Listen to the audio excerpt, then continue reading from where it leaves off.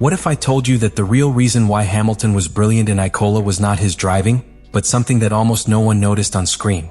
Lewis Hamilton arrived at the Enzo E. Dino Ferrari Autodrome in a delicate situation, almost uncomfortable considering his status as 7-time world champion. His arrival to Ferrari, one of the most emblematic and pressured sport, had generated a wave of immense expectations that, after the first great awards, began to become disappointment and doubts. The illusion of the new beginning collided with a more complex reality. Slow adaptation, modest results, and a car that, despite its technical promises, still seemed far from becoming a winning tool. The Australian Grand Prix, where an immediate impact was expected, became a reality test. Under rain and difficult conditions, Hamilton not only faced strategic errors by Ferrari, but also of his own limitations in the knowledge of SF-25. Despite all his experience, he was stuck in traffic, victim of late boxes and a lack of feeling with the car that prevented him from extracting his true potential. In China, although the performance improved in classification, the race was an emotional ups and downs with mixed strategic decisions and a constant comparison with Charles Leclerc, who also suffered to find consistency. And it was that internal, silent but permanent comparison, one of the greatest pressures for Hamilton. While trying to adapt his pilot style to Leclerc, even adopting techniques such as the most aggressive lift-and coast to improve its minimum curve speed, the process was slow and sometimes frustrating. Hamilton, accustomed to having a car to measure for years in Mercedes, now had to relier from scratch in an environment that did not always revolve around him. This lack of technical prominence, together with the change of engineer and a different work culture in Maranello, added an additional emotional and mental load. When I arrived in Imola, the narrative was already written by many. Hamilton was a talent in decay, a star of the past clinging to the last opportunity of glory. The Italian press questioned it openly, and Ferrari fans began to wonder if their signing had not been an emotional error other than a strategic decision. Classifying in the 12th position only fed that narrative. It was not just about leaving from the 6th row, it was the visible symbol of a process that was not working. What almost no one saw, however, it was that this low point would be the necessary impulse for something much bigger. Because behind each well-managed crisis, an opportunity to be reborn is usually hidden. And that is exactly what was about to happen. Hamilton's comeback in Imola was not the result of a simple alignment of fortuitous factors, nor of a sudden inspiration on track. It was the outcome of a strategy meticulously designed by Ferrari, executed with surgical precision and backed by a pilot-team connection that was being forged slowly, career to career. In a world where the tenths of second make the difference between glory and irrelevance, each decision counts. And in Imola, Ferrari and Hamilton each took with the coldness and calculation of those who understand that there is no margin for errors when you are building a project from the mud. The strategic key began from the moment Hamilton aligned on the grille with hard tires, while most opted for the middle compounds. That choice, which for many seemed conservative or even resigned, was actually a chess play advanced several movements. When stretching the first stint, Ferrari sought not only to gain positions when the others would enter boxes, but also position themselves to capitalize on any unpredictable circumstance. A yellow flag, a virtual safety car, or a track abandonment. And all that happened. During the first laps, Hamilton remained content behind the Mercedes of Kimi Antonelli. It was an awkward position, yes, but absolutely controlled. The British did not force, did not attack unnecessarily. His rhythm was constant, calculated. He knew that his career would not be defined in the first 30 laps, but in the last 20. This strategic patience was essential, and it is something that is rarely reflected in the cameras or the surface analysis. When the virtual safety car finally appeared, after the arrest of Esteban Ocon, Ferrari took the first tactical step with a slight modification in his original plan. But it was the subsequent abandonment of Antonelli, which caused a full safety car, which allowed the master play to be executed. With the neutralized track, Hamilton entered boxes at the optimal moment. The stop was clean, the team was perfect.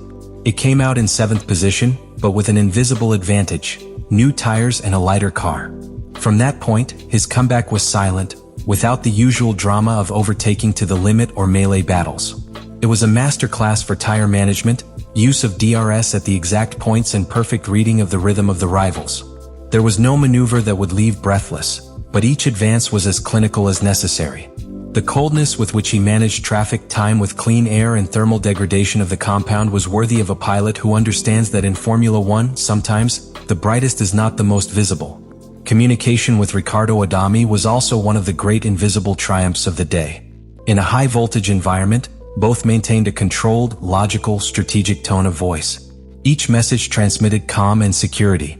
There were no erratic orders or doubts on the radio. It was an efficient technical dialogue where they both knew exactly what the other needed. And that, in Ferrari, is almost revolutionary.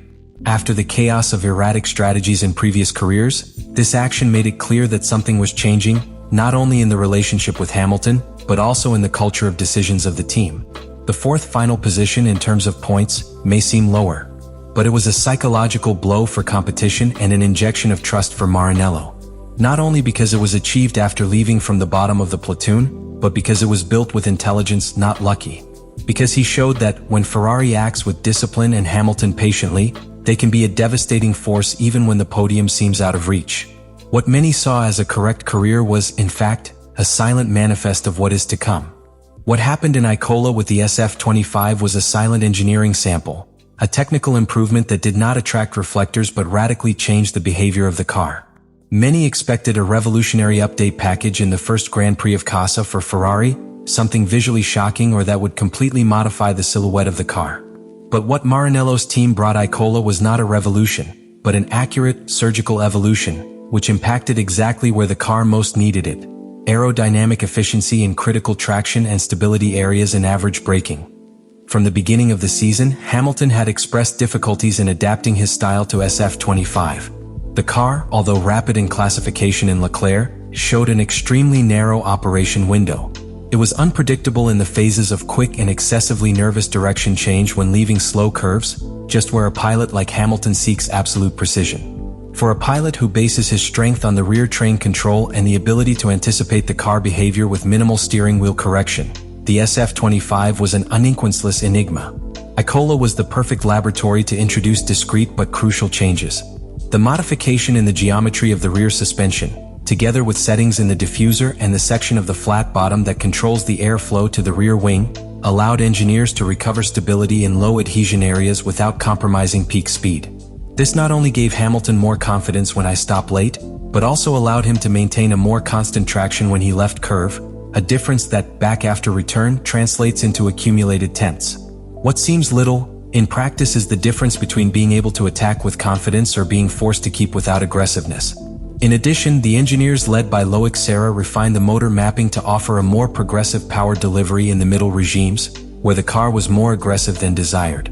This allowed Hamilton to adjust his style without forcing the wear of the rear axle, something fundamental for his career strategy with hard tires at the beginning and media at the end. And the most impressive thing is that all this was implemented without drastically altering the aerodynamic balance of the car, nor compromising the stability of Leclerc, who uses a different but complementary pilot approach. It is important to understand that many of these improvements are not seen with the naked eye. They do not appear in the onboard cameras or in the usual graphic comparisons. But its impact is felt, and Hamilton was the first to notice. From free training, his feedback began to change.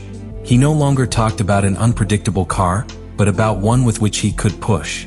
That phrase, for a pilot of his caliber, is a technical manifesto.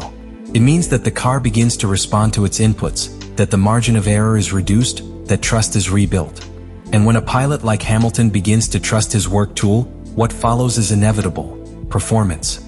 In Imola, we did not see the fastest Ferrari of the year, but the most balanced so far. One that, without fuss or drama, took a firm step forward. And that technical advance, silent but decisive, was the one that allowed Hamilton to execute its strategy with the accuracy of a surgeon and show, for the first time in the year, flashes of the unstoppable pilot that many gave for finishing. The SF-25, far from being a broken car, begins to become the ally that Hamilton needs. And the most scary for his rivals is that this was only the first clear sign. The final result in Imola, a fourth place that in another context might seem bland, was, in fact, a decisive turning point for Lewis Hamilton and for the Ferrari project in 2025.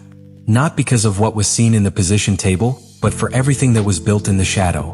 The validation of a different technical approach, the confirmation that internal communication can work without friction from the figure of the Hamilton calculating, patient and lethal that so many times knew how to dominate Formula One. This Grand Prix marked the moment when doubts began to dissipate within the Maranello box.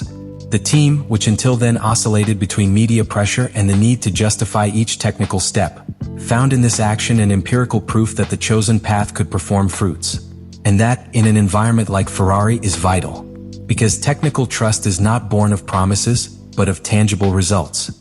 When a pilot gets out of the car and tells you that it can finally push, which finally feels that the pieces fit, that feedback is worth more than any factory simulation. Imola was also a turning point on another plane, the psychological. Hamilton, until then relegated to a frustrated adaptation narrative and unfavorable comparisons with Leclerc, regained control of its history. He did not need a victory or a podium. It was enough with a clean, strategically and emotionally controlled career to change the speech. If considered a figure in decline, it became again projected as a contender. A pilot capable of reading the career with a mastery, managing the rhythms with intelligence and maximizing every opportunity that arises. And this change was not only perceived within the team. The rivals also took note. Because when a pilot like Hamilton with all his record, but also with all his pride he begins to feel comfortable, the threat becomes real. It is no longer a champion of the past looking for redemption. It is a fierce competitor with the appropriate technical support, which has the tools again to bother anyone on the grill. The fourth place in Imola was more than a result. It was the first step towards a sports and technical reconstruction that had been taking months for months. It was the silent message that the Hamilton-Ferrari project was not a marketing or nostalgia maneuver, but a strategic alliance with real ambitions.